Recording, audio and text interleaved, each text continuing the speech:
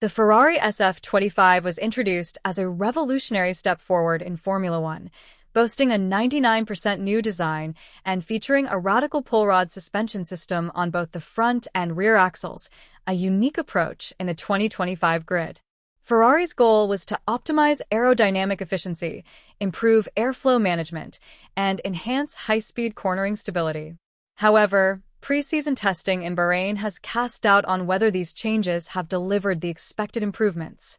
Instead of showing dominance, the SF25 has exhibited persistent weaknesses, raising concerns about its competitiveness for the upcoming season. Suspension and aerodynamics, a bold but risky bet. The transition to pull rod suspension required a complete chassis redesign, notably repositioning the upper suspension arm at a 90-degree angle to the chassis. This freed up space for better aerodynamics at the front, while at the rear, the pull rod system enabled a more compact design, reducing airflow interference over the beam wing. However, radical suspension changes can significantly impact a car's handling, and former Ferrari engineer Rob Smedley warned about potential negative effects, concerns that now seem justified. Testing data revealed instability in the rear axle, forcing constant corrections from the drivers. This was especially problematic in fast corners, where the SF25 struggled to maintain stability on corner exits, affecting traction and early acceleration. Analysts and former drivers, including Alex Brundle, described the car's handling as really unpleasant, reinforcing doubts about Ferrari's design choices. Another major aerodynamic change involved redesigned side pods and a modified cooling system.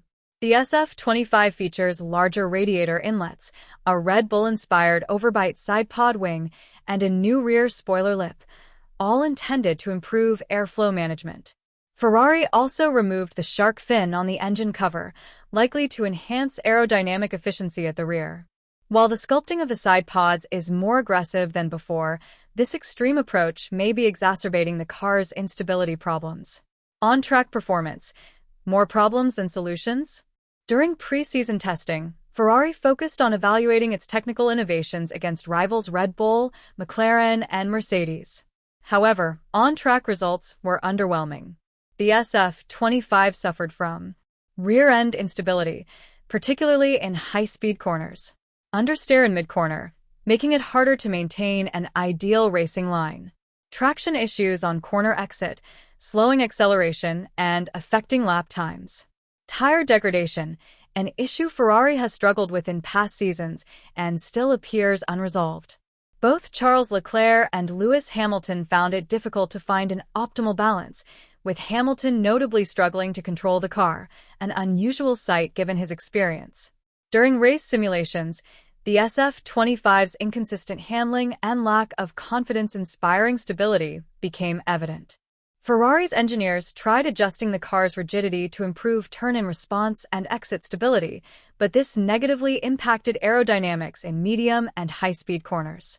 As a result, the SF25 appears to lose downforce at critical moments, compromising performance on circuits that require a balance between top speed and cornering stability.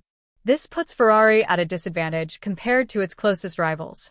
Comparisons with rivals. Where does Ferrari stand? Ferrari's struggles in testing became more concerning when compared to other leading teams. McLaren showcased a well-balanced car with strong traction and race pace. Lando Norris testing times indicated superior stability in slow and fast corners, allowing for earlier acceleration without excessive tire wear. Mercedes has taken a step forward, opting for an evolutionary design rather than a radical overhaul. Their car appears more stable and predictable, with better tire management than the SF25. Red Bull, while not as dominant in testing, remains the benchmark.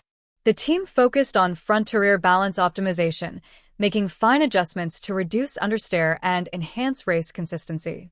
Their ability to develop throughout the season keeps them a constant threat to Ferrari. During race simulations, McLaren demonstrated better corner exit traction, Mercedes showed superior race pace, and Red Bull remained a contender despite not pushing for absolute performance in testing.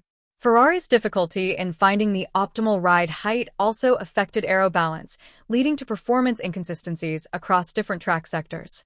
Key areas for Ferrari to improve.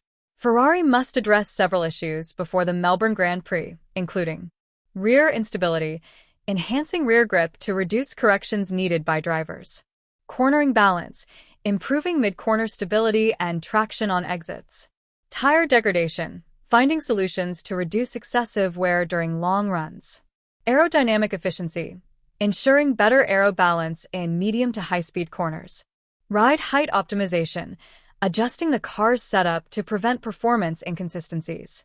Ferrari has downplayed concerns, citing factors like extra fuel loads and aerodynamic sensors influencing testing results. However, these explanations do little to dispel doubts about the SF25's ability to fight at the front from the first race. The season ahead. Can Ferrari recover? The 2025 Formula One season is set to be one of the most competitive in recent years. Ferrari not only needs to fix its own issues, but must also keep pace with McLaren, Mercedes, and Red Bull, all of whom appear to have more stable, race-ready cars.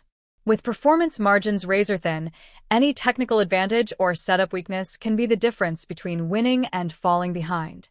The first few races will be crucial in determining whether Ferrari's aggressive design can be refined into a title-contending package or whether the SF25's flaws will persist. The team has gambled on a bold, innovative concept, but early signs indicate significant challenges ahead.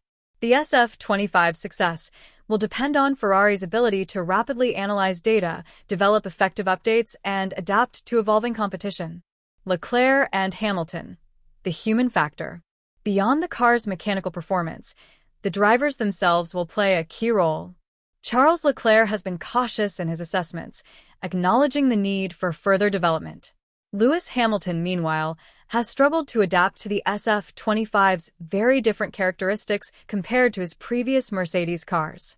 Both drivers have the experience and skill to extract the maximum from any car, but even the best require a stable and predictable platform to fight for wins consistently. Ferrari must provide them with a car that inspires confidence, or risk another season of missed opportunities. Final verdict: a revolution or a gamble.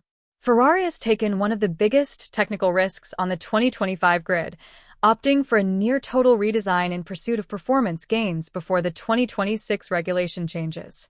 However, pre-season testing suggests this transformation is far from complete. The SF25's aggressive development philosophy means it has the potential to evolve, but time is not on Ferrari's side.